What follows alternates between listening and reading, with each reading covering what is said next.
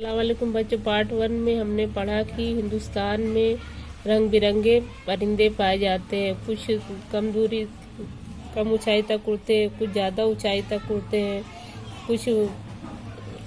कुछ परिंदों को लोग शौक से पालते हैं। मोर हमारा कौमी परिंदा है।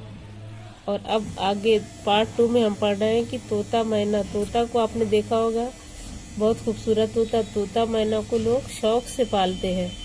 ये दोनों परिंदे बोलना भी सीख लेते हैं। तोता जो है लोगों की नकल उतारता, आपने देखा भी होगा और सुना भी होगा, और जुमले के जुमले रट लेते हैं। फिर इस सफाई से बोलते हैं कि हैरत होती है। जैसे आप बोलते हैं ऐसे तोता आपकी तरह बोलता है। तोता ज्यादातर हरे रंग का होता है।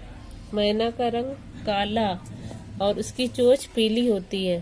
तोते के बारे में ये बात मशहूर है कि उसे चाहे कितनी ही मोहब्बत से रखो, एक बार पिंजरे से निकल जाने के बाद वो कभी लौटकर नहीं आता। इसीलिए बेमुरव्वत लोगों को तोता चश्म कहा जाता है।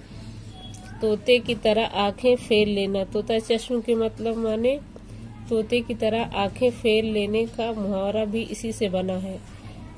कबूतर तो ज्यादातर घरों में पाला जाता है। कबूतर के लिए तोते से अलग बात कही जाती है, ये लौट कर जरूर आता है।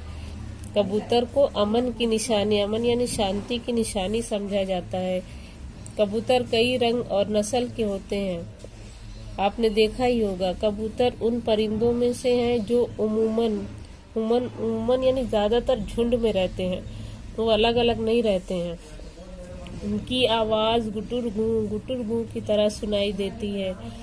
पुराने जमाने में कबूतर से एक जगह से दूसरी जगह पैगाम यानी चिट्ठियां, मैसेज पहुंचाने का काम भी लिया जाता था। उसके बाद और भी दूसरे परिंदे के बारे में यहाँ बताया गया। मुर्गे और मुर्गियां भी ज्यादातर पुराने जमाने में सबके घरों में पाली जाती थी। मुर्गे और मुर्गियां भी लोग घरों में पालते हैं। मुर्गा सुबह सवेरे बांग देता है और सुबह सवेरे हमें जगाता है। सुबह मुर्गे की आवाज पहले बहुत सुनाई देती थी, कुकड़ुक कुकड़ुक। चकोर एक खूबसूरत और सुरीली आवाज वाला परिंदा है जो नेपाल, पंजाब और अफगानिस्तान के पहाड़ी जंगलों में पाया जाता है। चकोर के बारे में ये मशहूर है कि ये चांद का इतना आशिक होता है कि टकटकी बांधे चांद को ही देखता रहता है।